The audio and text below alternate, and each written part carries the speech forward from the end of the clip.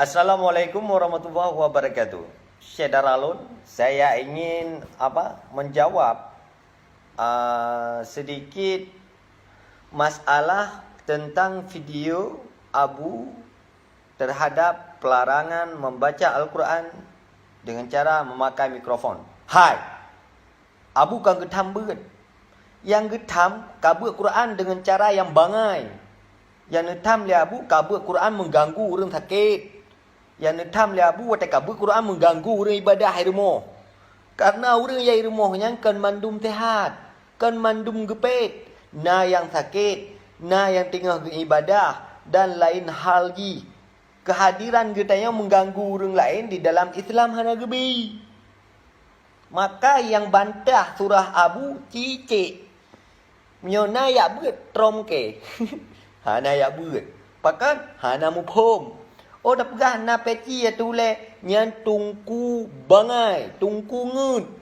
Beut alang. Wa kampung he tungku ka bere. Ya kabeh meramah barang. Nampom kenyan yang getam le Abu. Jadi yang getam le Abu kan watai tabul Al-Quran dengan cara pakai mikrofon, tajwid, tikrek tahu, orang pebutoi hana. Kemudian watai tabul Al-Quran mengganggu orang lain yang sakit di rumah, mengganggu orang yang tengah beribadah. Yang getam lah Abu. Kan getam secara mutlak aja Al-Quran lah sah. Baik menan. Angkanya yang punya bangai kan dia fitnah bagi kau. Dah. Roh aku tu nak aku pegah. Pecah. Assalamualaikum. Yang beli telah mufum Abu kan getam baca Quran. Mufum kan? Getam lah Abu karena baik mengganggu kau. Yang mengganggu abang bila Abu. Abu cara semikir baca. Karena al-ilah tu kan mu'arif lil hukmi. Jadi ilahnya adalah untuk taturi hukum.